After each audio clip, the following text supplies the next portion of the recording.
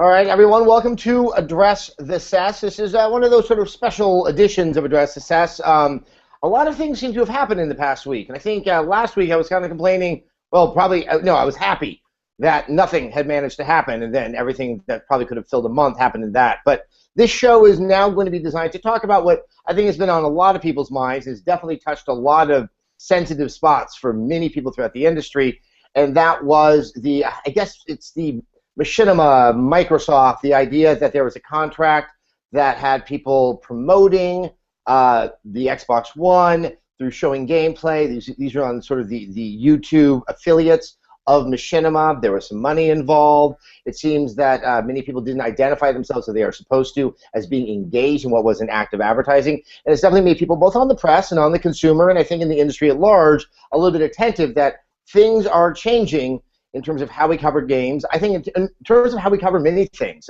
This really touches on new media, what advertisers are looking to get the value out of, shelling out money, and whether or not we're in kind of a tenuous situation about who to trust, and how to make a living doing all of this. So we have a diverse panel of people that are going to be talking about it. We're going to be getting also some questions from all of you out there. But I want to start things off with what really kind of made us decide to go ahead and do this show today, and it's a gentleman. We're going to call him Recon XBL. That is his handle.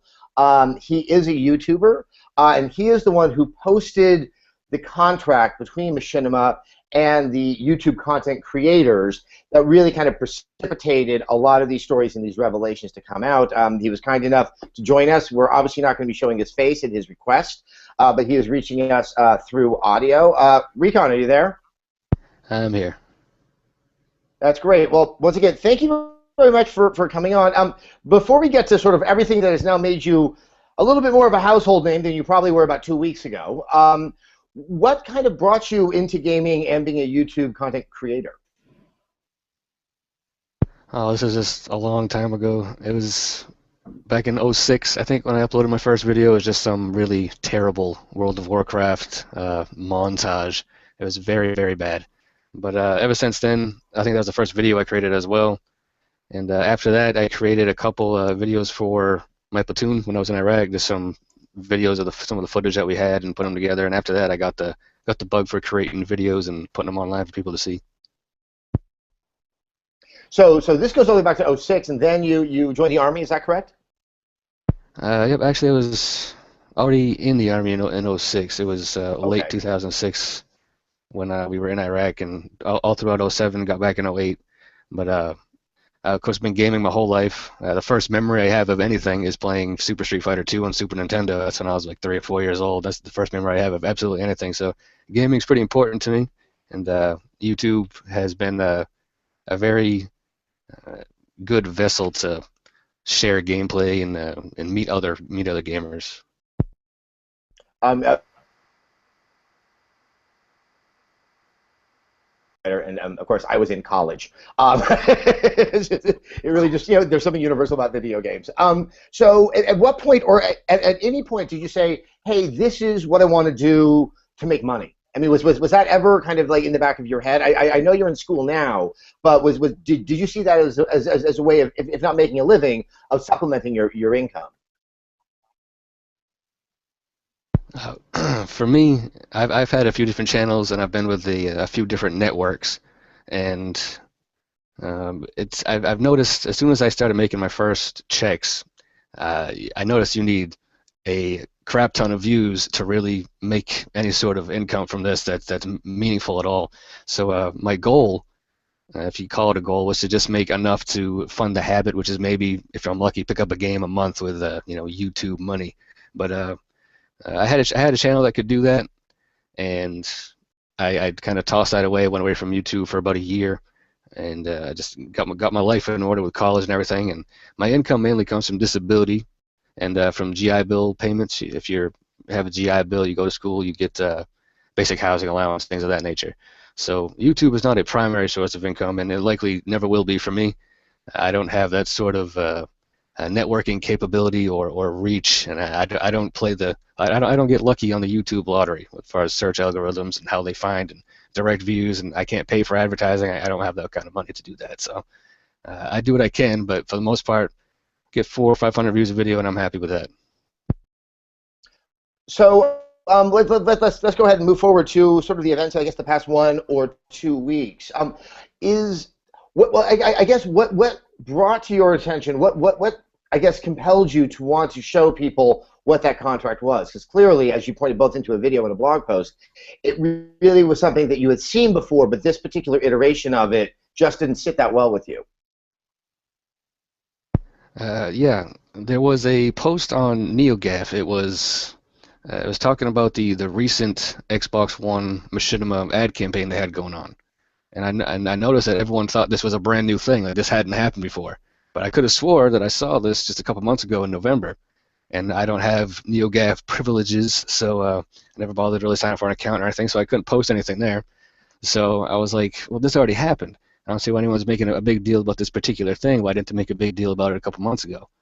And I went and posted originally pictures of the previous ad campaign, and I posted pictures of the other ad campaigns from Comic-Con, PAX, and E3. And in those three, they specifically said that you need to post a disclaimer in your video description saying that you are being paid to, well, at least that this is part of a paid promotion. That's what the campaign tag means. And I noticed when I was looking at these other two Xbox One ad promotions there in the email, that the email they send to every Machinima partner gets this. So thousands of emails got sent out, and for some reason no one picked up on it. But they clearly said nothing about disclosing anything about it. So I went to actually find the agreement, because I didn't sign the previous agreement either. I went to go find the agreement, which you have to go through POP10 to do. And I went and I just kind of looked through the agreement, and there was nothing in there about disclosing. And I don't know anything about FTC guidelines, regulations. Other people are way smarter than me, and they picked up on that. All I knew is that it didn't say anything about disclosing, which I thought was shady, but I didn't think it was breaking any laws. But apparently it is. Yeah, I mean, we can talk a little bit. No one, unfortunately, on the panel is a lawyer. I've attempted to try to find one who has an expertise in this, and was not able to make that out at the time. I think what I find so interesting is that that you picked up on it. I mean, was your familiarity with that stipulation in the previous deals that you were supposed to let the audience know that this was, for all intents and purposes, an advertisement? Was it something that you were very aware of every other time you had looked at those contracts? I mean, was it prominent, I guess, in the contract? The first one I remember seeing, I don't know if one came before, but the first one I remember seeing that was that type of promotion was the E3 one. I'm not sure if one came before or after. That's the first one I'm familiar with. And the first thing I noticed was right at the bottom. It was highlighted, if I remember correctly. I may be wrong, but it's there. It's big letters. You can't miss it. It says you must disclose it. And so when the other ones came along, they all had it. And I think it was always the last thing on the list, if I remember correctly. And so at the bottom of everything, you always see this is what you have to put in the video description to disclose this is an ad. But in the other one, it's just missing that block of text. And I was like, well, where's that block of text? And that's the first thing that got me looking to see what was going on.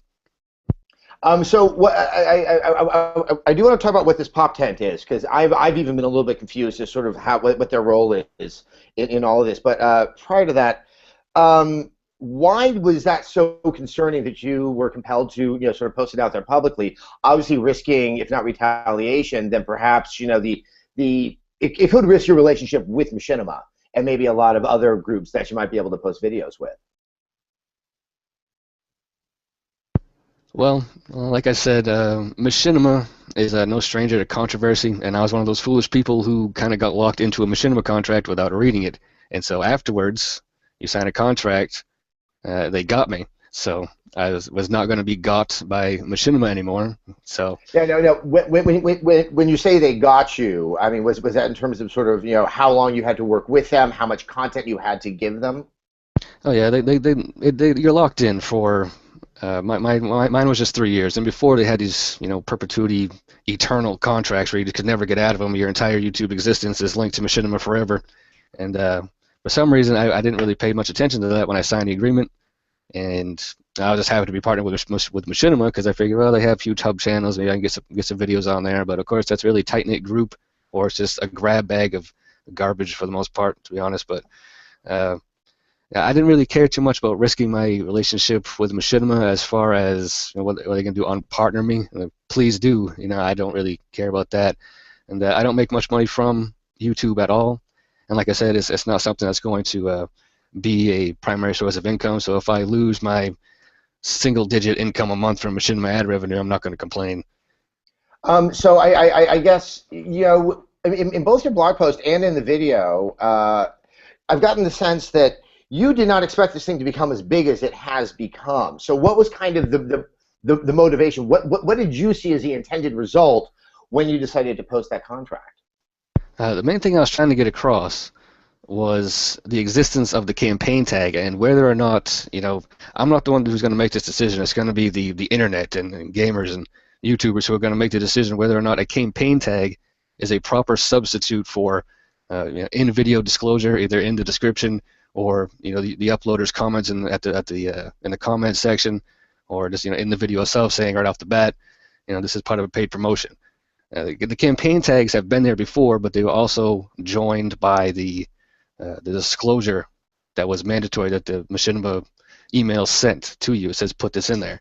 But since the other ones are missing, and I thought maybe they just gonna forget about that and just go with campaign tags now, and people are gonna have to watch for campaign tags. So let's just take a step back. So the campaign tags, and you can see it that to receive money, which was the $3 CPM, so $3 extra per 1,000 view, this did require that you use, I believe it was hashtag XB1. I may be forgetting here. Hashtag XB1M13. That's right. That's what it was. Now, I'm curious how you read that as that was kind of to replace the usual duty of saying, that this is a paid advertisement. Because I couldn't tell if that was just to try to sort of start a new trend out there, so everyone was using that hashtag, whether or not they're actually receiving money for it, which it looks like, we can talk about this in a second, many people were doing. Yeah, there's a lot of people out there who think they're making bonus CPM from using the hashtag, but the bottom line is you have to sign up through Pop10, or you're just uploading a video with a hashtag on it that means absolutely nothing, and you think you're getting bonus CPM, but you're not, because you have to sign up through Pop10, and you have to submit your video through Pop10 as far as I'm aware. Just uploading your video don't work. So also for the sake of the audience, what is Pop10? They come across a little bit as like a sort of a clearinghouse for these opportunities, because we also know this was not a unique incident. That was just Microsoft. EA has participated in this, and I assume that there are other companies, be it games or otherwise, that engage in this kind of incentive-based, I guess, advertising. Yep. Right now we're at the top of Pop10. It says something about 5-hour energy. Driving people to 5-hour energy advertisements if you want to get in on that. Is it a website? Is it a service? How would you describe what Pop10 is? I wasn't even aware of Pop10 until just a few days ago when I went and looked at the advertisement, because that's where searching for the advertisement brought me to Pop10, and I found Pop10. But from what I can tell, it's just something that kind of drives brands to YouTubers. YouTubers get an opportunity to promote these brands, make some bonus CPM. I'm not sure if they have responsibilities or YouTube powers beyond that as far as getting people other things. But from what I can tell, they just drive potential ads to YouTubers. All right, and with that, we're obviously going to keep you here, Recon. Nick, if you want to bring in some of the other people, because I think we've got a few guests today. We've got TotalBiscuit, who you know from being subscribed to him statistically. You probably, yeah. Odds are you already know who he is. So let's go ahead and bring him in. I'm just going to bring everyone in. You are on the cusp of getting 1.5 million subscribers. Yeah, that's coming up, right? I just noticed about 10 minutes ago, and now I'm panicking because people are expecting a video for that. Like, oh dear. Oh well, never mind. I'll pants myself and send it to you. It's a Vine, and you can have it. That's perfect. That's some high quality non-content. We like that. I'll give you a $3 CPM on that video. It'll be fantastic. So should Adam, do you want to bring everyone else in, or should we? Let's bring everyone else in as well. Cool. Yes. We've also got Jason Schreier from Kotaku, who I'm going to click an unmute button on. There he is. Hey, Jason. Hey, guys. How's it going? All right. Now, so Jason's written quite a few stories about this over the past few days. And also, from really the other side of the equation is he's an old friend and colleague on the PR side, Eric Reynolds. Try not to assume that I am from the dark side. I'm really big into content creators, and so hopefully I can kind of represent some of this. And also, you've worked with the big boys. I knew you all the way back in the days when Vivendi Universal made video games. And now you've taken on clients that really, I think, are more, like, for their survival, have to be better integrated into this YouTube community and this kind of new type of marketing, which is why I wanted to bring you on. Adam, there is no doubt. I mean, I've worked with everyone from EA to Nintendo. There's no doubt that content creators, no matter how small, no matter how big, are incredibly important to reducing the huge marketing costs of bringing a $30 to $50 to $100 million game to market. And I'm a big fan of putting some money back into the biggest fans' pockets for sharing the love. So, I'll start with you, Eric, because what I have found interesting, when all this came out, it wasn't a moment of, oh my God, I had no idea. I don't think I had ever thought about it on the level of specificity that it was suddenly being presented. But I've always wondered, with these social media campaigns, they can really work, but they've always felt a little tenuous. Like, it could be an absolute crapshoot. I mean, you are relying upon people that they don't have the same accountability that you would get inside of a large corporation, or if you hired a large marketing firm. I mean, is it that effective a tool that this really is the kind of the future of how all things, be it a small product or a big, massive AAA game, are going to be marketed? I'll put it to you this way: it's not the future. I mean, this has been going on for years now.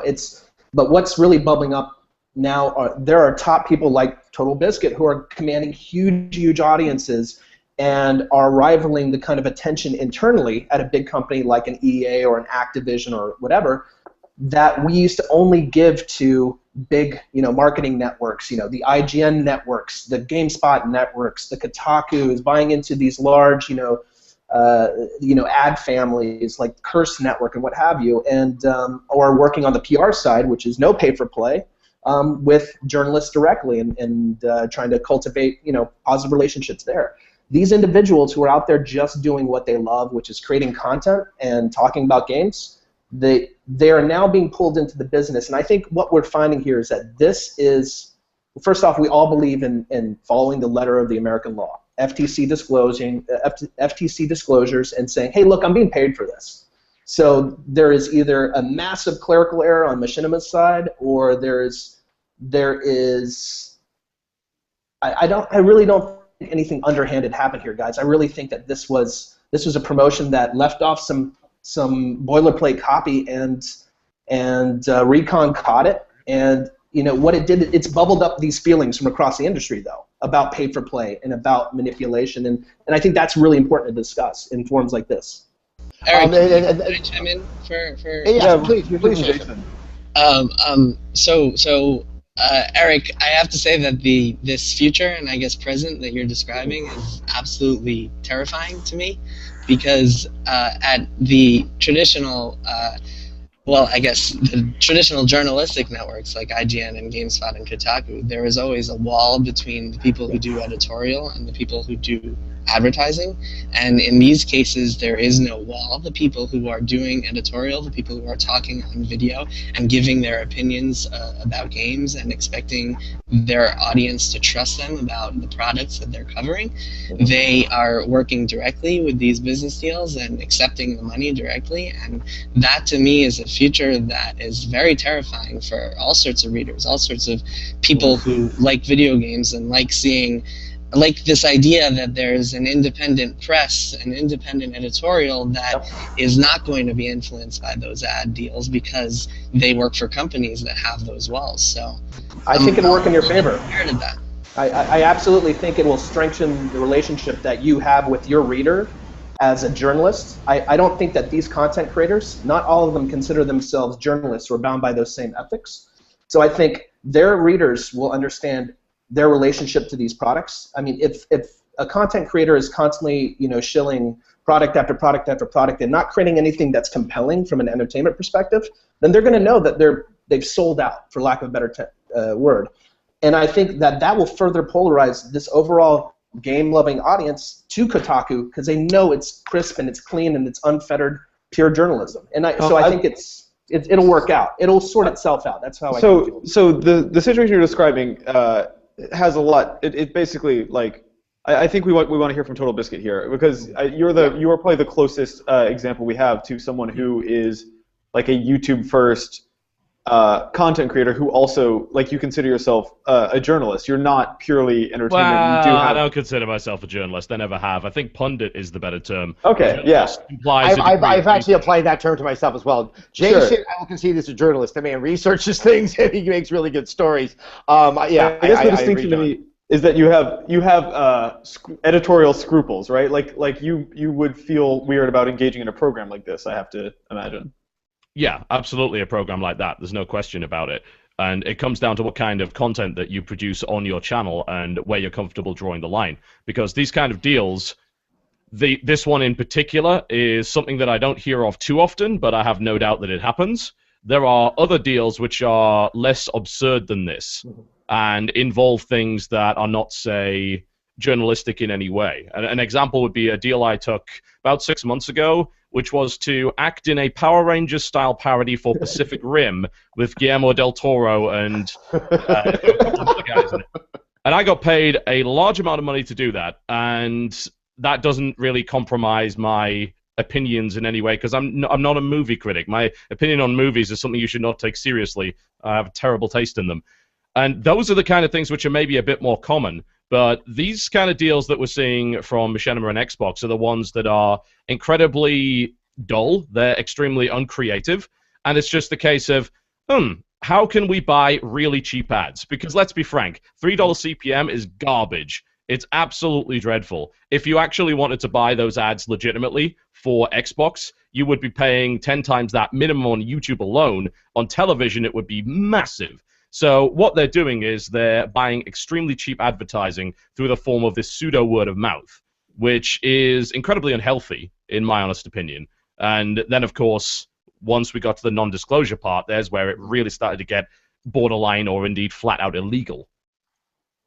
But I think there's two things there. One, I think one of the key ones you're touching on is where I see a lot of concern and issues just happening in the industry as a whole, and that is, ad money is not as easy to come by. Where there once was some very, very strong players out there, and not to say they aren't strong anymore, IGN, GameSpot,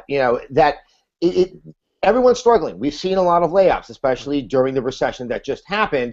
And I think also there's been kind of a wising up that more traditional ad strategies, put something on a website that's just kind of passive in terms of how it informs the viewer, isn't really getting that much return on the dollar. And that's created this new problem that is not in any way unique to the game industry. It's being right now it's being termed native advertising. This became a huge issue. A journalist at the Washington Post started to feel that something was funny happening in some columns that were on Politico. The New York Times themselves is going to allow for this native advertising on the op-ed pages, even though they're trying to go through great pains to make sure that it stands out in every way from the actual honest editorials that are there. And Eric, I'm going to throw it back to you. I mean, is there a sense that this is just sort of market forces that are creating a new reality, even though I don't know how many parties that benefit from this necessarily know what they're doing or if this is the best way to go about doing it? So I'll tell you from my experience, there are teams at every single massive publisher in this industry who are looking at YouTubers as just untapped potential, because having someone who creates content who is separate from any of these bigger channels is like having your best friend tell you that a game is cool. And so they're trying to reach out to these folks through these networks, and what we're seeing, I think, are the early hiccups or the bigger hiccups of trying to do this en masse, and where these blanket contracts through these aggregators like Machinima and others are going out to guys like Recon, and they're just like, hey, get this up as soon as possible, and you can make some money. And I absolutely agree with TotalBiscuit. This kind of stuff lacks creativity, and some of the stuff that we tried to champion in at EA, and even other companies that I'm consulting with now, we're trying to reach out to these personalities directly and say, how do you truly feel about this game or this product? And then what do your fans really care about? So getting up there and just like holding, an iPhone saying, this is the best phone I ever had, there it is, that that is less meaningful than if it's something that fits thematically into the content that that creator is creating right now, and it's part of a cohesive piece, and it doesn't make their fan go, WTF, what's going on here, man? What is this guy doing?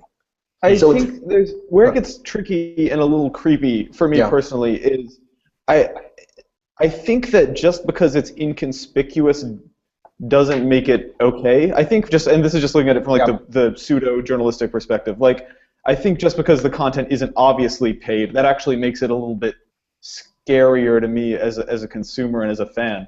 Like, and I also think it's an interesting position where like with a lot of these young kids, and this is something that came out during our last hangout with TotalBiscuit, is a lot of these kids are like just YouTubers who semi-stumbled into their popularity, and have, like the idea that a big game PR company, like the idea that EA is reaching out to you is mind-blowing. The idea of getting free games and any sort of compensation is mind-blowing, and I think that I worry sometimes, even if it's legal, that colors their judgment ethically in terms of how they're presenting this content to their audience. That's true. To expand on that, Nick, is something Eric just said was that having a YouTuber talk to you is kind of sort of like having a best friend talk to you, which is interesting because none of my best friends get paid by EA or Microsoft to show games to me. But as far as you know, as far as I know, and I think that's so. And we talked before about ethics and kind of having ethical guidelines, and I think that someone who considers themselves a journalist would definitely have ethical guidelines. Would someone that considers themselves like someone who talks on video have ethical guidelines? That's question one. Question two, which is much more pressing, is would readers and watchers, would their audience even know to ask? Would they even be aware of these ethical issues? Would average YouTube viewer even have any idea that there would be a possibility that they shouldn't trust what this person is saying because this person is taking money from a gaming company to do whatever? And I mean, you guys, Eric, you might argue that that doesn't make someone less trustworthy, but in my eyes, if someone is taking money from a game company while also talking about games, they are tainted for a lot of reasons, and that is whether they're being paid for coverage, whether they're being paid for positive coverage, or whether they're being paid for positive coverage and told not to disclose it, which is probably the worst of the worst. To respond to what TotalBiscuit said, I think that sort of non-endemic, that sort of advertising and participating in things that are not related to your field, that's a little bit different, and I think that doesn't violate the same sort of ethical guidelines that I'm talking about. But to me, an idea where all these people have huge audiences but not the ethics that should come along with them, that is absolutely terrifying. And that's the way it is. They've worked hard to build those audiences, and they've clearly cracked an entertainment nut that works for them. And I think we can debate ethics all day long. Where I stand is, one, I don't want to take away through overregulation the ability for a person like Recon to make some money on the side just talking about something he likes. That's one. And by the way, we're not the only industry that does this. They're everything from fashion clubs to your local favorite mall, where Macy's has their street team and they work at getting clothes in the hands of the most popular kids at school. This stuff is not new. This is just being applied en masse to millions of people instead of to local circles within your favorite mall. Actually, there's a whole explosion of a very similar type of controversy that was in. I almost want to say it was Betsy Johnson or something, but it's actually been in the fashion industry. Fashion bloggers. Bloggers became so big, and for them to come, it may not have been Betsy Johnson, so I want to retreat on that. But there have been incidents where coverage will give you a gift card. Quality of coverage will then determine the amount that you get on the gift card, which really, if you contrast that with what we're talking about today, is on the face of it even more kind of onerous and kind of uncomfortable. I just lean on the fact that I don't think every content creator considers themselves a journalist, and therefore the ethical debate may not apply to them. That's just how I feel. I'd like to expand on that in particular from the perspective of someone that uses YouTube. There's no such thing as a YouTuber. Can I just point that out? The reason there's no such thing as a YouTuber is that YouTube is a medium and it is a hosting site. It is not a set of standards, guidelines. It is not a genre. you can make whatever you want for YouTube, and as a direct result, every single channel on YouTube has different ideas as to what kind of content they would like to create, as to who they are, what their particular identity is, and when it comes to these kind of deals, as to where they draw the line personally, and they have to determine that based on their particular audience. There are some people who are going to say, there is no way in a million years I could ever take money for anything gaming related because I do a particular kind of content where that is anathema. I absolutely cannot do that. And then there are others who do nothing but Let's Plays. They just play video games, and that's all they do. They don't offer opinions besides what is really in the moment that they're thinking right then and there as they're playing that game. And as a direct result, their audience's level of not so much trust, but also how much they really care about whether or not this person is giving an opinion one way or the other is significantly lower. And as a result, you do have those people that are considered journalistic in some way. Some people do reviews, some people do critiques, and there's a distinction between the two, not necessarily the same thing. And as a result, they have got to be extremely careful about what they take, where they take, whether they take at all, and then it comes down to the audience to determine whether or not it is reasonable to trust this guy's opinion. But it's not reasonable, I think, to condemn completely every single gaming YouTube channel for taking some kind of brand deal because there is no level of expectation from some of those guys.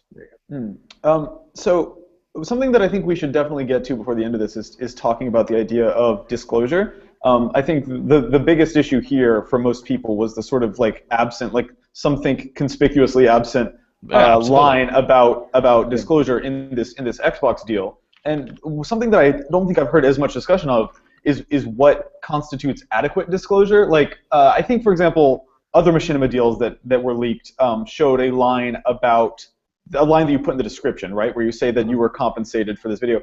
Yep. I am not certain that I consider that adequate disclosure, even because I wonder what fractional percentage of the audience is going to go read through the description and find that. Do you know what I mean? So I think if you bury it, I think that's a problem. Like we were always told, Polaris told us immediately as soon as these guidelines came into effect, you've got to put this somewhere obvious. And I went and read the FTC guidelines, and it says trying to bury that, trying to hide it is not legal. You can't do that. You've got to display it prominently. So the first line above the fold, where it's directly underneath a video window where you can't possibly miss it, is the best place to put it.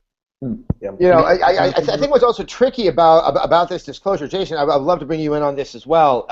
So the last time we kind of had an update to these guidelines was 2009, and that was more intended towards blogs. That was still a more dominant way of kind of addressing an audience, and I think what really brought it about, some of it was games. A lot of these, I guess, mommy blogs, where people realized by getting favorable coverage of housewares, they were going to get free housewares, and it was becoming a problem.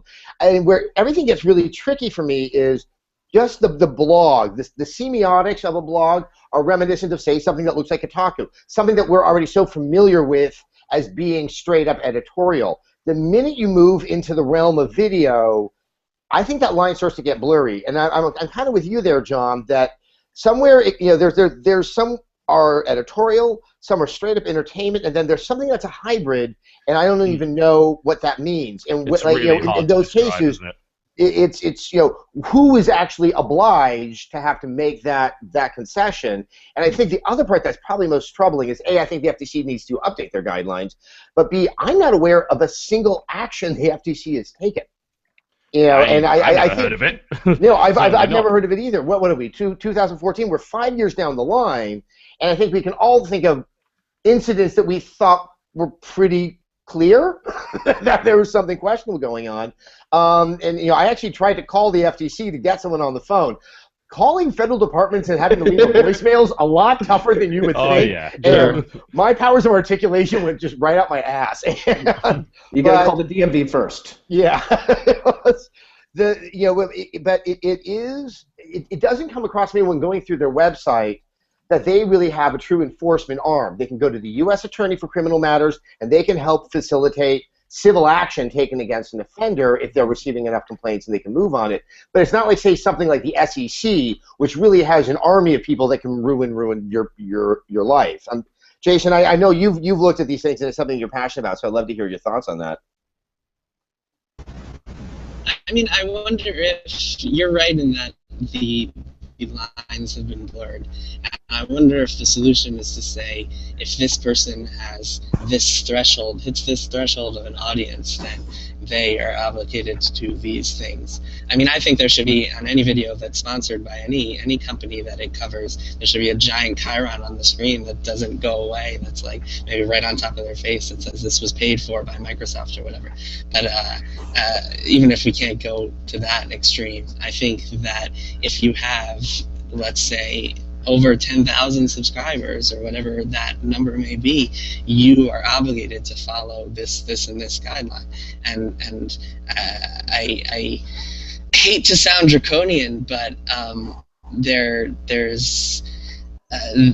it's becoming it's a problem, and I think that the reason that this issue has resonated with so many people is because so many people didn't know about it, and so many people are realizing now, hey, I really trust these people that I thought I could trust, because in the past maybe it wasn't disclosed well enough that they were aware of it. Maybe they didn't bother looking into it because they were just thinking about what the coolest video game is and not what the ethical practices of.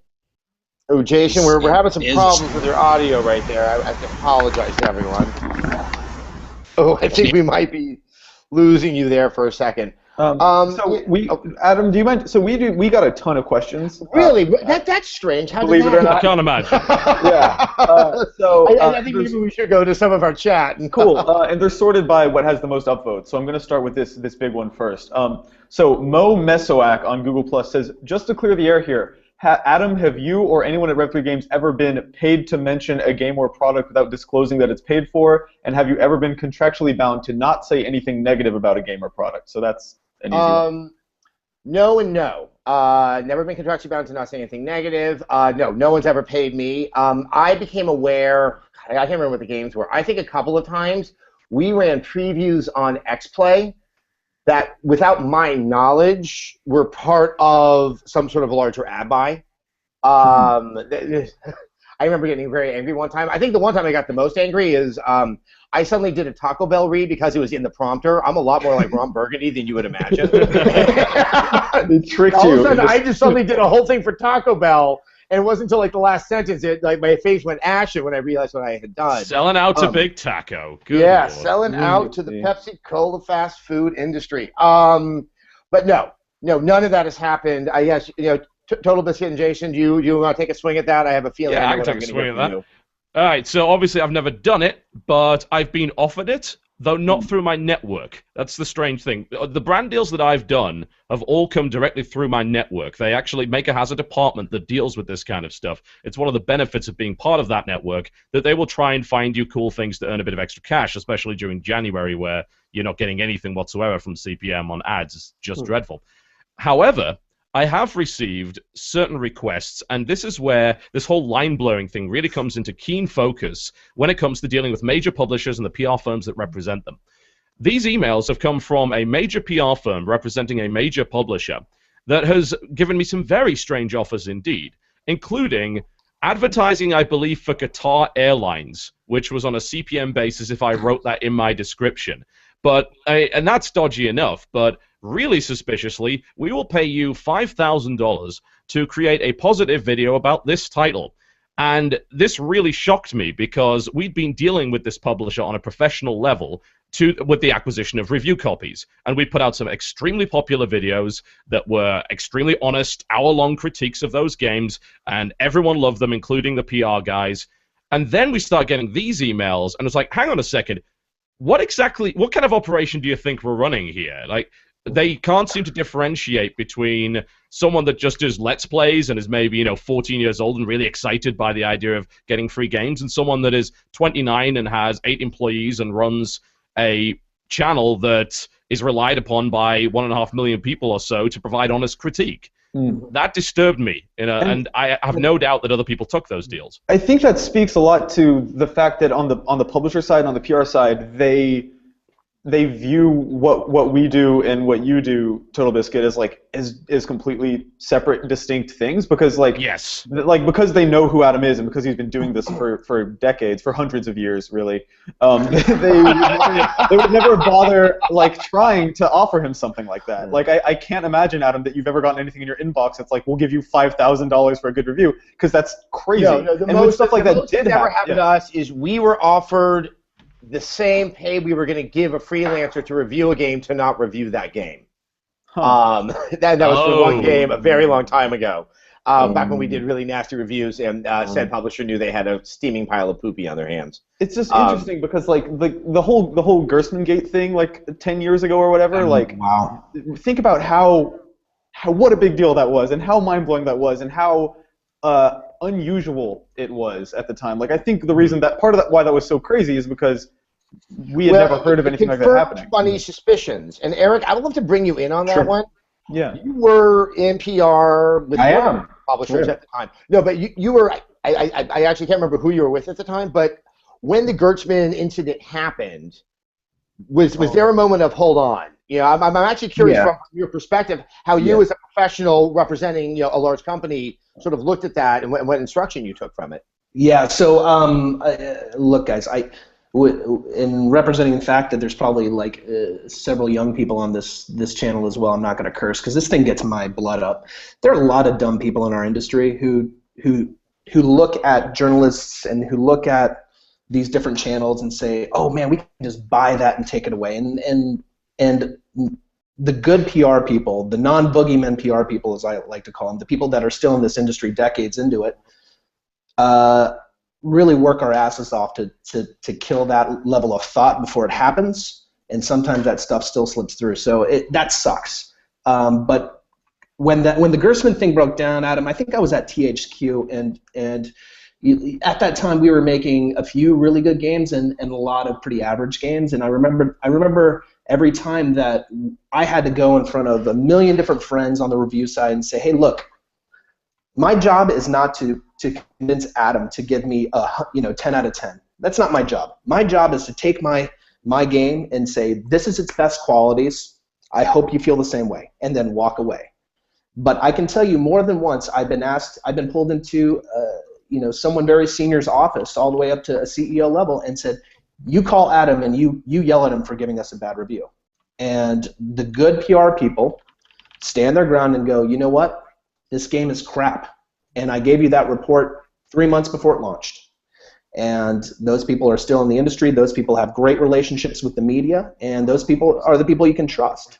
But when that Gerstmann thing blew up, it was a great moment for journalists to stand their ground against their ad partners within their network, and it was a great opportunity for PR people to say, look, we cannot manipulate, we cannot shift the opinion once it's formed, and that was a great thing for the whole industry, I think.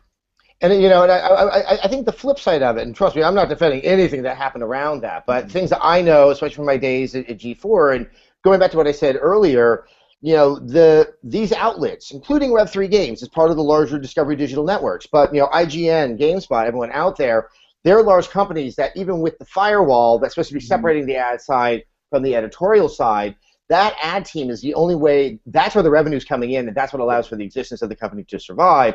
And there's always that tension, someone's trying to get over that wall, and I felt those moments before where it's like, hey, what do you think about that game? And it's like, okay, I'm going to tell you to shut up. But that was back when things were pretty good. Yeah. Things are so dire right now, and and one of the other aspects of this entire thing involving the Machinima and the Microsoft is YouTube is striking me as it's not a good platform to make money on. And YouTube, Google wants to make money on it. And they're finding more and more ways to do that. That is making it harder and harder for the individuals posting videos there. And that's where we're coming to this sense of sort of native advertising. Is that what was being asked of these guys by Machinima vis-a-vis Microsoft is some of the ways that it's the easiest way to get advertising into a video, because there's a desire to start, because YouTube and Google want to run the ads at the top of it, they don't want to see these competitive ads that are being done by other people inside of the video. So either through product placement or other means, like there's all these different market forces that are kind of creating this confluence of interest and opportunity. That I think that's where it's concerning me. Is that I would like to see a new video platform emerge, and we reassess the economics of it, because I think that there's something fundamentally wrong inside of YouTube that almost sort of mandates, if anybody plans on this being a career, that they're going to have to sort of capitulate in situations that I think that at times they would rather not. And I can tell you this, Adam, the one thing that really, really drives this focus on content creators too is the analytics. You've got data scientists and economists who are looking at all the tracking info that's available through those many platforms, and they're seeing that it has a far better conversion rate than all the traditional advertising that are at a marketer's fingertips. So this is not going away, and in fact, I think it'll work itself out to where content creators and their audiences have a true understanding of their relationship, and same with journalists and their audiences, and everything's disclosed properly, and content creators, those CPMs, I hopefully will go up, because you guys are creating amazing stuff. Well, I was shocked. I mean, it's selling games. The EA deals at $10 to $15 sound a hell of a lot more appetizing than this paltry. Yeah. I mean, I don't think any one individual made more than $45 to $60 on one of these things. It's just kind of sad. Yeah, it's pretty hilarious, and they even decided to cap it as well, which was kind of anyone that can actually make a reasonable amount of money out of it is going to get capped out in the first place. So that's not going to end up happening. But I think the thing to point out in terms of those conversion rates that Eric's talking about, there's one thing that I think gets missed a lot of the time. It's not simply about promoting your game on a channel that has a large audience. It's about fighting for space with 1,000,001 other games in a very much a medium that is time-consuming, and you can only have your audience watch a certain number of videos in one day, practically. So you're actually fighting for space, and this is something that the people that send me review codes every single day, I get 20 to 30 times more games than I could ever possibly cover, and that was even if I was working 24/7 just covering them. They are fighting for space on my channel. Getting space on my channel is guaranteed money. Even if you are the worst game in history, some people will still buy it out of curiosity, and that's better than what would have happened previously. And this is where those ad dollars come in, and where people are saying, hang on a minute, we can buy ourselves onto a channel like that. And we've had offers like that in the past. And the real problem comes in when those offers are also, well, we want editorial content out of you for that. And it's like, no way. Absolutely not. If you want to buy yourself onto something like the Polaris channel, you do something like Torn Banner did. They did a tournament for Chivalry Deadliest Warrior that consisted of a bunch of us going and murdering each other horribly while screaming. Then that was their entire ad campaign. And what it did was it bought them space on the Polaris channel, because a piece of content had been created that was enjoyable for everybody. And people accepted that.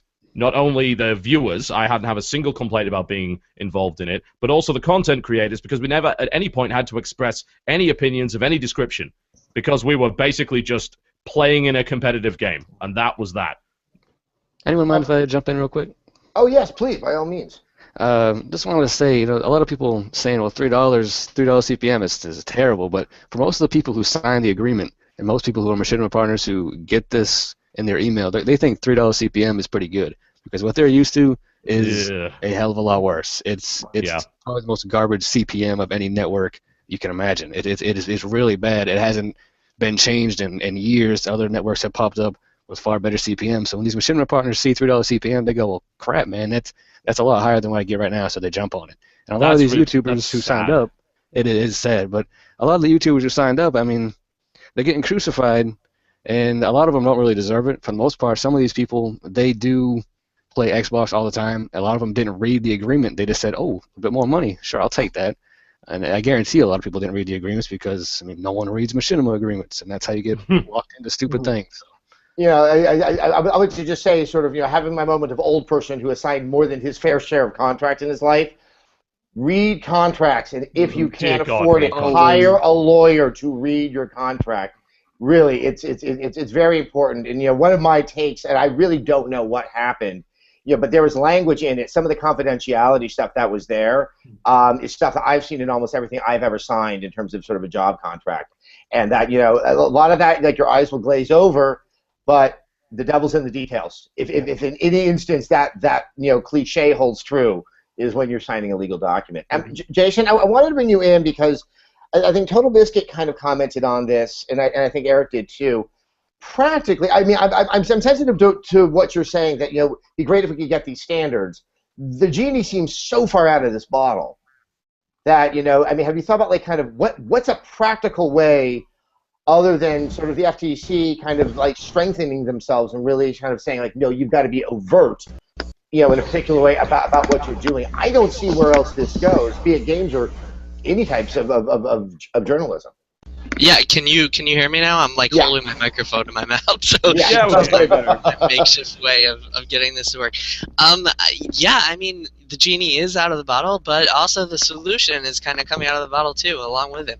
And that is exposure of this stuff. And the more that this stuff gets talked about, and the more that people are made aware that some of their favorite video creators on YouTube are taking money in exchange for coverage or in exchange for positive coverage, the more that becomes public knowledge, the better we will be, because the smarter readers will be, and the more they can realize who to trust and who they shouldn't trust. And I think, and I'm almost kind of worried, as a journalist it's exciting, but as a person it worries me that there's going to be more, and that this is just the beginning of a very large can of worms that we've opened here, and that there may be a lot more corrupt behavior in the world of YouTube and the world of video creators, because the people who are making videos, they maybe just don't know any better, and they don't have that kind of ethical guidelines that people who work in other fields might. And I think that TotalBiscuit, I think that you're a good person to have here, because I know that you've spoken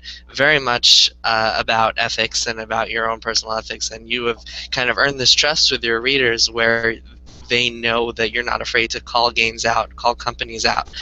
And I think that's a really good thing. And I think that the more that sort of thing happens, the more that people are as transparent as possible, the more that audiences learn more and more about what is actually happening.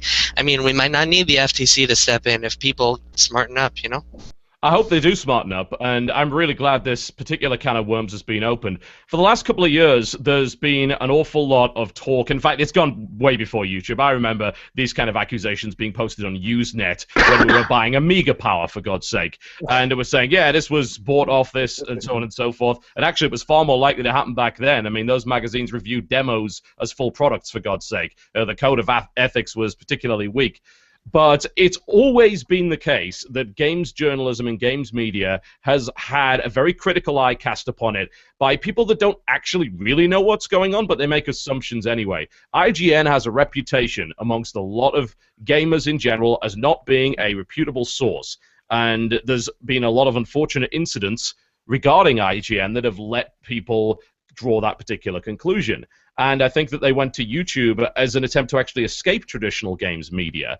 And now they're finding out actually YouTube is just as susceptible, if not more so. And I'm going to say that it's more so, and it's one thing that you mentioned a long time ago on this show, the idea that YouTube is kind of your friend who talks to you about video games. So what's called a parasocial relationship, and it's incredibly dangerous.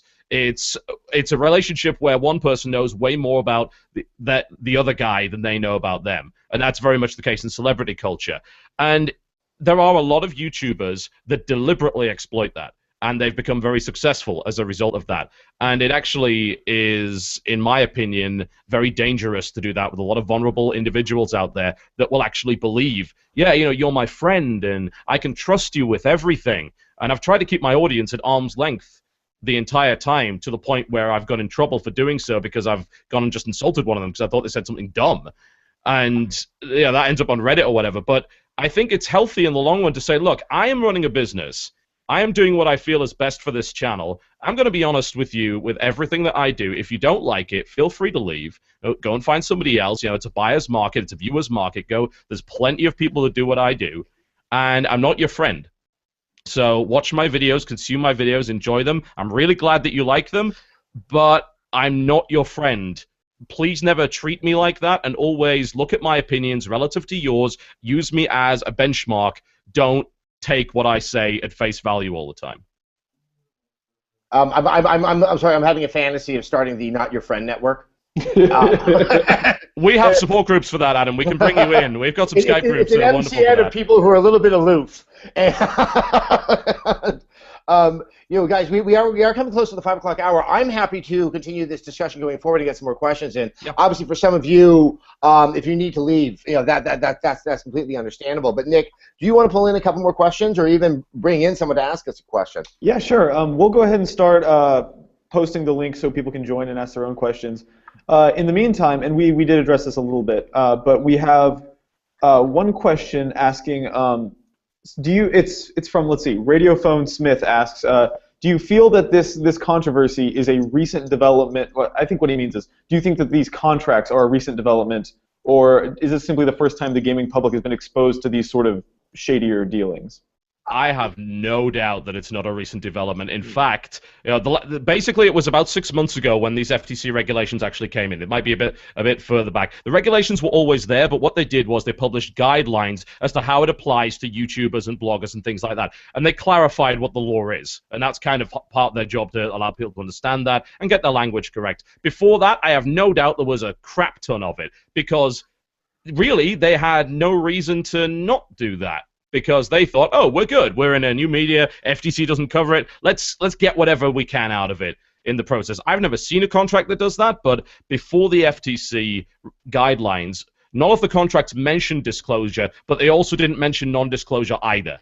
Look, I went back through all my agreements, and I said, any NDAs in here? No, none whatsoever.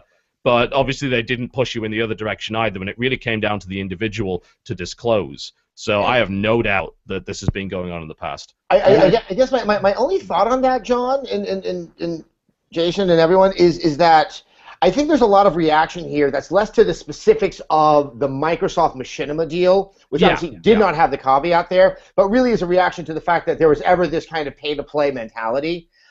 Given the number of people that seem to be offered this opportunity, I guess there's that small part of me that can't... If this was going on for 2 years and only leaked now, that's a first for the entire game industry. I mean, that's my only misgiving here, is just kind of the practical nature of the minute you add one more person to your secret, you've increased the opportunity for that secret to get out there. Here's a thing that, from my perspective, I find it very unusual for an offer like that to be put out through a site like Pop10, because Maker doesn't do that. Yeah? When I receive an email about a potential brand deal, it comes to me via email from my network coordinator. We don't have a site like that. That doesn't exist. And it was, if you create a deal that's wide range, just so huge in scope, it's guaranteed to get out there. And it just happened to be that this one was dodgy, and was poisoned from the very start. So that was an incredibly stupid thing to do. And it's also what happens when you don't focus your promotion properly and you don't come up with something creative and work with a small group of people to actually achieve that. I also think what people might not realize is that this doesn't just apply to cash for coverage deals. There are also all sorts of press junkets that are taken both by traditional press and YouTubers, deals like that in exchange for coverage, other sorts of issues. So it's not just cash. I mean, there are always review copies. Lots of people get review copies. For a site like Kotaku, we are just kind of sent games, and it's kind of expected that we cover them, but we don't have to cover them. Is there, maybe you guys know more about this, are there arrangements that YouTubers agree to where they say, I will cover this game no matter what if you send it to me? Yes, I've heard of some of them. They never go on with us. If they ever try and do that, we decline them very sternly, because they need to understand that there is a difference between a Let's Player that would kind of put out, say, early content for a game, and just say, hey, guys, I'm playing this new game that's not out yet. And me, who was like, here's 45 minutes of what's wrong with it. There's a big difference between those two things. And these PR companies don't necessarily understand it. But there have been a lot of these deals, very recently, actually. If you look, there's a Battlefield 4 deal that I think has also been revealed. It was on Reddit as well. I actually knew about this for a while. EA flew in a bunch of YouTubers and put them up in a hotel and things like that. Let them play, let them capture direct feed, and let them put it out there early. And I was kind of a miffed by it because it meant that my Battlefield 4 coverage, which came out when you would expect it to come out, was probably going to get less views because there was already a lot of footage out there. And the funny thing is that I don't believe that they were told you've got to be positive about it. But the thing is, you're being put up in a hotel. You're being kind of wined and dined and given access to something unique. And for some of the more naive YouTubers, where this isn't completely passe and par the course, and Seth, you know for a fact that going out to these events is a complete pain in the ass, and none of us actually wants to do it. But for those guys, incentivizes me. Yeah, it is absolutely. If someone said, "Yeah, we'd like to get you at a press event," it's like, "Yeah, so this is how much it basically costs me to not be doing my YouTube channel every day." So no, you're gonna fly me out for 2 days to see one game? No, absolutely, that's ridiculous. Well, that Battlefield 4 event was ridiculous because there were so many people that went to it that never posted a Battlefield video in their life, and they just got put there because of the size of their audience. Now, it's like, well, they don't give a damn if you like the game. I was at this event. I might be wrong on this one, but when I did my review of the game, there were a group of people there that were having my ass for lunch while we were playing matches of it that I learned over time were clearly people who were very, very skilled, if not at Battlefield 4, then at a lot of shooters. Yeah. Man, there was one guy who really just got me every time. I think I know who that is, actually. I think you can see it in my review as I'm trying to find like those 3 minutes where I'm not dying so that we can put it into the review. Adam, if I may just add one thing here. I want to dispel a couple of things, though, just from my opinion, and I know you guys get a lot of bad pitches and a lot of shady stuff. Can you hear me? Yeah. Am I good? Yeah, we got it. Look, I want to dispel the conspiracy theory that there's this great wave of manipulation coming from me and my counterparts in PR. When the moment that money is ever offered, it's not from this guy because this guy doesn't get a budget. PR is about relationship building and saying, here is my baby and this is its best features. I hope you see it the same way. And then walking away. That's where the wall of responsibility and ethics comes right into play. And as someone who has invited many a person like Jason and Adam to events, those things are never conceived in the form of, yeah, we're going to take you out of town and wine you and dine you so you like our game better. It's about focus. I want Adam not to be able to look at anyone else's stuff so that he can give my thing a fair shake. And that's the truth, guys. That's coming from a PR guy who has maintained a fairly decent relationship with anyone he's ever touched in 14 years of working in this industry. And to that point, there's very few events that I've gone to where I felt that I was there for the purpose of manipulation, and sometimes I think there's some very good intentions that I think do come across as somewhat suspect to someone on the press. To Eric's point, and Eric, I completely take your word on this, that's how you approach these situations. At the same time, I've also heard experiences, and maybe this era is behind us, but I've heard about events for shooters where the press gets flown in a helicopter, and there have been press events that are in Hawaii, which is really silly because why would you go to Hawaii if you can't leave your hotel room? Actually, I have some insight into a couple of those. Yeah. Some of them are fun. You're going to go to this location. It's called sequestering. It is definitely about sequestering, but also I don't want to start just casting aspersions. There are some companies, to get their talent to put them in front of the press, they need to convince them it's a good idea. Yeah. And sometimes either by purposes of geography or something that's appealing. I've been to a few nice places for events, and all I thought about is how bad my back was going to hurt sitting in economy class going back home. Yeah. And Jason, I'd love to have you go in on this because I know you don't go to many of these events. No, I don't. I mean, Kotaku, we don't accept travel or paid anything from publishers, so we don't really have the opportunity to go to most of these events. But I wanted to chime into Eric's point. I totally agree with you that, and I think that the majority of PR people are good people who are doing their jobs protecting the best interests of their companies.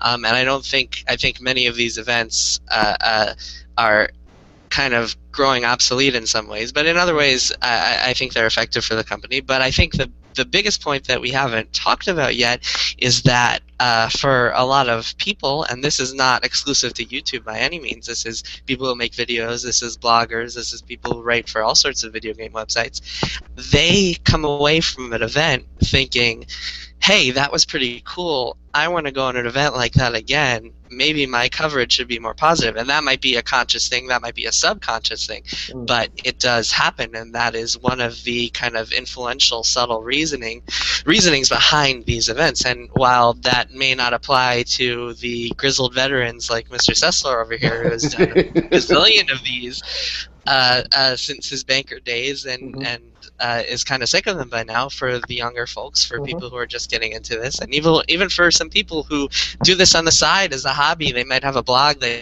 gets... Yeah, good pickup. Oh, Right. oh dear. Let me just jump on Jason's point while technical difficulties are working out. I think the checks and balances of social media are righting any of those wrongs. I've thrown events where a good 50% of the media involved just didn't get the theme and just publicly ragged the product and the event itself. I used to throw events back in the day because I knew most of my friends in the journalism community could barely pay their rent, let alone afford a couple beers out on the town. The industry is growing up. I can't do that now because, yeah, that could be seen as manipulation, but for the most part, I think there's a lot of good intentions out there, and yeah, we try to throw cool events. Let's not get that wrong. We try to throw thematic, cool events that excite a very skeptical audience. You guys see way too much. You've been exposed to way too much, so you don't really give a flying crap about a lot of things. So when we put you in a helicopter, it's to remind you that this part of the game, sometimes it's to say, hey, this part of the game, which is really just a rail-based shooter, might still be fun if you're thinking about it in the real world. So that does I have to not wonder. work. I think you'll find with some journalists that might actually exacerbate the cynicism problem. It absolutely would for me, I've got to say. And I've been to a lot of events, and I'd like to say that the best events that I've been to have always been held by Paradox. Because Paradox gets exactly what we want from going to one of these events. Here's what happens. You go to a Paradox event, they've got 6 games usually on display. Usually one of them is something they haven't even announced yet. They introduce each game, they do a little presentation with the developer, you get to Q&A the developer, then you get to play the game uninterrupted for 45 minutes to an hour, capture whatever footage you want, and then you go on to the next game. And that's where it ends. That is it. There is no theme. The theme is you're going to come and cover some games, and we're going to show them to you in a raw form that's probably broken as shit. The last one I went to, the thing was so broken that the devs came to my hotel room the day after with a new fixed build so that I could do my recording there, because my recording broke at the actual event itself. And they're apologetic about that, but all of this other stuff, whenever I get an invite that says, come and see this one game, and there's going to be 3 days, I'm going to do this, no, I'm sorry, this game is not worth 3 days. I've got 90 to 100 games that I just got in the last month alone that I need to cover. And any channel that's like mine that covers a lot of games in 1 month is exactly like that. But the kind of people that are impressed by that John kind of froze stuff, up there for a second. Did I? Oh, am I back? But on that point, I want to make sure we get a little bit back to the topic there. But I want to throw my 2 cents. The most important thing to me is there's enough food so I can maintain my focus. If you're playing a game all day long, you burn through blood sugar faster than you would think. I always like to bring beef jerky with me. It's a tip for everyone out there. Nick, do you want to grab another question out there from the chat? Yeah, sure. Let's see. There's one here in the YouTube comments that I'm going to make this sentence last really long because I'm stalling because I'm trying to find it again. Let's see here. I'll just take one from Google+.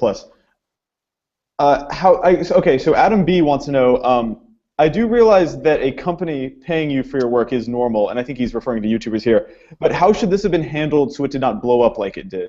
Can I take that one? Yeah.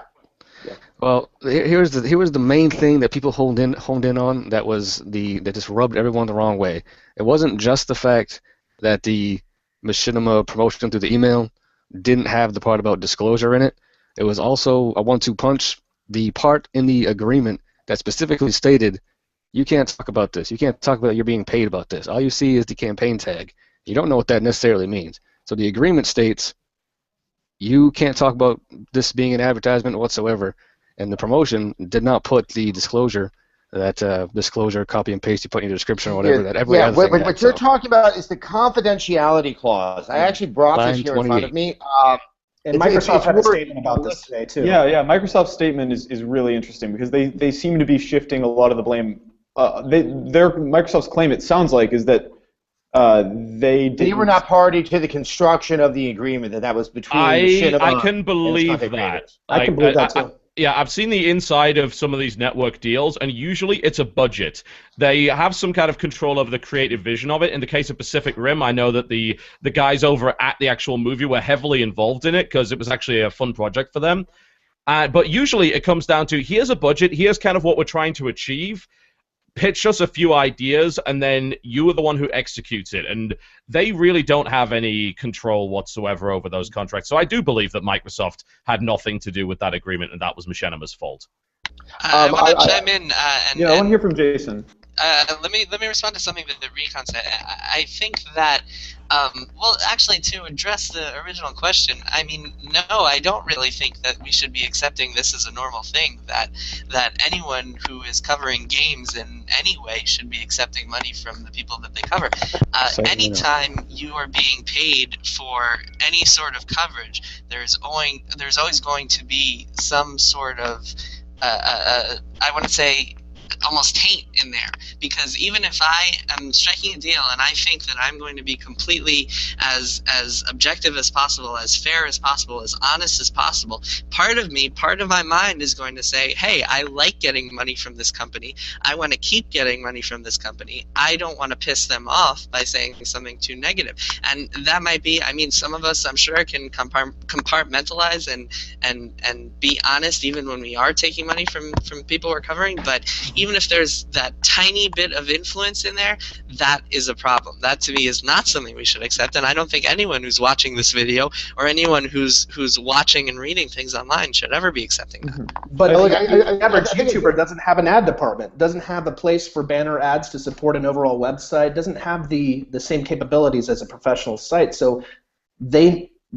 I think there needs to be a balance. Disclosure basically clears up this whole deal, and but I don't think that anyone who covers games shouldn't be able to reap some sort of benefit from doing that, because unless it's paid for like a review, like a specific thing. Like I just think that takes money out of people's pockets who are part of this industry too. And Eric, don't have, I mean, this might sound a little bit cold, but yeah. I don't care about taking money out of people's pockets as much as I care about random readers, random audiences on the internet being lied to or subjected to things that like influences that are beyond their control, and influences that are making them think they're getting something honest when it might be 99% honest instead of 100% honest, or it's about integrity. Yeah, it's just about integrity. And I think integrity is absolutely key here. I don't disagree with that. I just think that creating a church and state has obviously been the most important thing for any industry in separating paid and non-paid opportunities. But I also know that these creators are taking a lot of focus away from the traditional sites, but yet don't have the capabilities of the traditional sites. So I think that there's some sensitivities involved with that as well. And I think as long as they disclose, like, hey, you know what?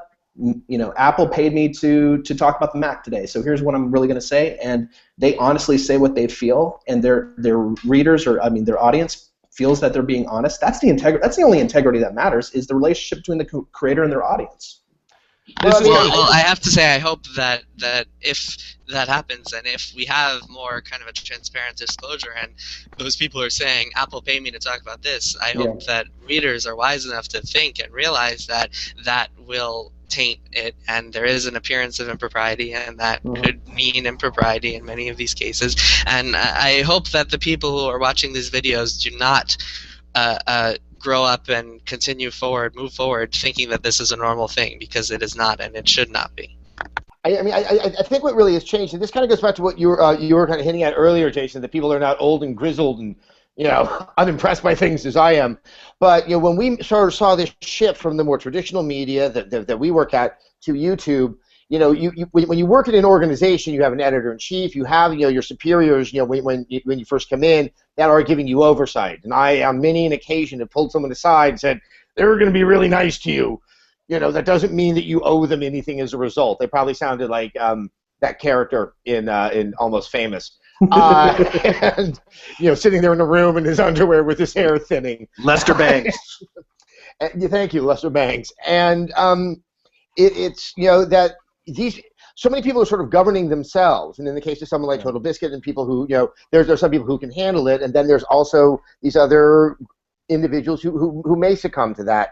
And I think that we are just dealing with something that's so new and so unorganized that regulation, trying to create ethical standards, that it's I wouldn't say it's terrifying to me, but it's overwhelming how you almost can't get your arms around it and try to sort of get everything under control. I wonder how new it really is, though. Honestly, it's not that new. It's not that new. I don't really think so, because frankly, if we go back to more traditional sites, there have been accusations of sites, including say Kotaku, being on the take for the longest time ever, and now it's not to say those accusations. That's what makes this discussion so hysterical. Now apparently, apparently we're all on the take. We've always been accused of that. All over again. Yeah, the internet always likes to accuse us of that constantly, and we talk about traditional media sites having ethical standards, but who watches the watchers exactly? And are there even any watchers to begin with?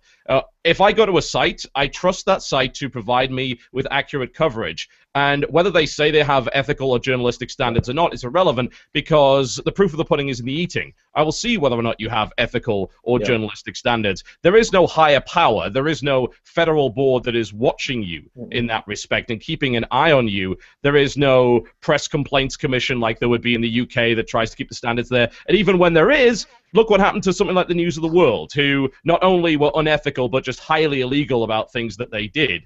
So when it comes down to looking at a game site, it's very similar to looking at a YouTube channel and saying, I trust this brand. Like, I trust Rock, Paper, Shotgun, or I trust Giant Bomb, because in my experience, they have provided me with accurate coverage. I have no reason to believe otherwise. It is entirely possible that at some point, Giant Bomb was on the take. I have no idea. But the content that I've seen has never led me astray. And that really is what any site, including if you happen to be doing through YouTube, has to maintain consistently, regardless of what advertising model you may have. I mean, I've said it before. You can trust me until you stop trusting me. Pretty much. I mean, that's really. I mean, when you look at sort of governing your own site, be it with a staff or without a staff, I mean, that's what's governing your thinking. I wanted to touch on one thing, which was the reference to the confidentiality clause. And it's the one I have it right here in front of me. You agree to keep confidential at all times matters relating to this agreement, including without limitation the promotional requirements and the CPM compensation listed above. You understand that you may not post a copy of this agreement or any terms thereof online or share them with any third party, and you agree that you have read this non-disclosure agreement. But I kind of want to get to that is that's kind of where the rub is, because that's the one that said you can't talk about anything, and that seemed to preclude what was required by the FTC, which was the disclosure. The part that I've always found so interesting about it is I've seen this clause a lot. It was very common in my contracts. Yeah. It was very standard in my deals with G4 and Tech TV. The reason for that is that's so Olivia Munn doesn't tell me she's actually making double or triple or quadruple my salary, and then I throw an absolute shit fit. It really is actually the absence of the other clause that I think really highlights it, not the existence of that one. That is about as boilerplate as anything I've ever seen in my life. Yeah. So that undisclosed thing, by the way, did happen. I've had that happen. I've seen that happen within the network over the past few years, where an email accidentally got sent to another partner and happened to have the other guy's amount on it, and they were like, "Whoa," But at the end of the day, that stuff is usually tied into viewer counts, and most people understand that. But it is that stuff is generally there to prevent drama. But in this case, it was way too wide-ranging and very clearly covered stuff it shouldn't have covered. And the way that you read that says you can't disclose any part of this agreement, including your participation within it. And look, it did mention without limitation. Yeah, anyone who's not a lawyer, would absolutely read it as such. And I think Machinima, actually, I think lawyers would read this as such too. Yeah, I have a law degree and I read it like that. You know, I'm a bit rusty, but that's how I read that contract. Yeah, Machinima came out yesterday or today and said like, hey, this was just meant to cover the terms of the contract itself, not necessarily the disclosure. Sure. Yeah. Public. So that was their statement. And all right. So you want to explain why the big thing, which should have been in your contract, that said you must disclose this under FTC regulations, which is in every contract I've ever signed. You want to explain why that wasn't there? All right. Yeah. Yes. A slip up. Okay. Right. Yeah. All right. Yeah, I mean that is the biggest bonehead move in this whole situation. Is this that really interesting how they've worded it in that statement? They said that they are currently investigating. What was the phrase, Adam, in Machinima's statement? They said they're currently investigating why I have it right in front of that part of speech was, or why that phrase was absent from it. And I think it's a super fair question. That didn't happen here, and we're evaluating why. This was a statement. How did that happen? Are you seriously telling me that they draft every single word of their contract individually for every single deal? They most likely recycle that material, I would imagine. So the fact that it was missing, either someone made a colossal mistake and nobody bothered to proofread the legal agreement, which you think maybe someone might have mentioned that. You're kind of supposed to proofread those, yeah. That's quite important, as it turns out. That's a really important thing. I think we should thank Recon for absolutely exposing this and bringing this to light, because I think that it's really important that this was that this got out there and that everyone found out about it, and that this sort of thing continues to be exposed and be as transparent as possible as it happens. You know what I'm also happy with? The fact that this blew up in Microsoft's face, even though it may not have been Microsoft's fault, should very, very clearly send a rather loud message to any. I wouldn't even say PR, because when I think about someone like Eric. Yeah, marketing people, exactly. PR and marketing, not necessarily the same people. PR are dealing with journalists. It's like, oh, here's a review copy, not here's a sack of cash for a 9.5. That doesn't happen. The marketing guys are the guys that are coming up with these deals in the first place. This sends a very clear message. Quit with the bullshit. I'm absolutely sick of seeing deals like this. We shouldn't be getting them. It's insulting to the integrity of the people that do this for a living. It's insulting to the viewers to think that this is acceptable. If you have a good product, it sells itself. Don't try and manipulate public opinion like that. It's ridiculous, and particularly for Microsoft, who got off on a bad foot. This is just, someone just took a nail gun and put several into their toes right there and said, that was you. That was all on you. Yeah, I had a number of Microsoft employees reach out to me just about 15 minutes before going on tonight, and just basically saying, look, we are all bound by really tough ethical standards as it's part of our employee code, and we can't imagine that this thing was a deliberate effort, and just wanted me to communicate that, and I believe them. I truly believe them. This smacks to me of a big bonehead error on somebody on the network side. Machinima fucking up is hardly a new thing. So. Yeah. And the one thing that I think we're going to bump into is that is, it's tough. Like, none of us know. But I think we're going to be more inclined to go with the most romantic version of the story, which is that this is a conspiracy, because that's way more fun to believe. I think Hamlet's razor should be applied here. I think it's amazing. Look what $3,700 can buy you in bad press. $3,750. I think the bigger takeaway, though, is that this environment that has been cultivated by deals like these has led us to a situation where we're unsure whether or not that type of offer would be put out there. And I think that's maybe the scarier part, is that a deal like that with a YouTuber who kind of lacks the same strict, educated, ethical boundaries, where they're being told not to disclose it, that seems possible. Like, a deal like the one that they put out there seems fully within the realm of something that could happen. It maybe has happened, because by nature of not disclosing it, we wouldn't know if it is or not, and that's, I don't know, it's frightening. I think at the end of the day, my real takeaway from this is, I've always said that I can't really control anything that's really out of my control, a lot of other sites, and I've just come to accept the fact that sites that might do things that are well outside the bounds of my ethics, or even just slightly outside the bounds of my ethics, are going to exist, and it's kind of part of the ecosystem. But when an incident like this happens, it does have blowback that's way beyond the parties that are actually involved. Jason, you've been called a shill. TotalBiscuit, you've been called a shill. I'm like a shill every 10 minutes, probably, is what I'm reaching right now. And this sort of reinforces what I have called is a slightly paranoid way of looking at the game industry and the press's interaction. I think the press always has to take a duty upon themselves to ensure that that they do what they can not to engender that kind of suspicion. But when stories like this happen, it's unfair to think that the general populace are drawing sort of clear lines of distinction. And to go out there and to say things, for me to make what was clearly an iconoclastic comment about sort of matters about resolution, it's hard to have that dialogue, have that discussion with your audience when there's this air of persistent suspicion that seems to be hovering around anybody who's really speaking about the game industry. I mean, I think that we've turned our viewers into into a bunch of Noam Chomskys who are just looking for something underneath every single sentence that's uttered, and that it really is sort of toxic all the way around, even though it's probably a little more materially problematic for Microsoft Machinima and a lot of the people who are putting content up on YouTube. Yeah. Frankly, the only way to fix it, or I would not necessarily fix it, just to even help and assist the situation, is you lift that veil and you keep the damn thing lifted. At no point do you ever try to mislead anybody, because if you do it, then what's going to happen is they will draw their own conclusions. If you're trying to hide information, even lying by omission, that is terrible, because the kind of people that follow this kind of stuff and read all of these sites and watch our videos, they've got some very active imaginations. They like to think that they know exactly what goes on, and they will come up with something. And the only way to really deal with that is to kill it with knowledge and keep just flattening these guys with knowledge and honesty and saying, this is how things work. You are now armed with that knowledge. Make your own conclusions now that you're educated on it, as opposed to doing it from an uneducated perspective. One day I think I'm going to do a video of me reviewing a game.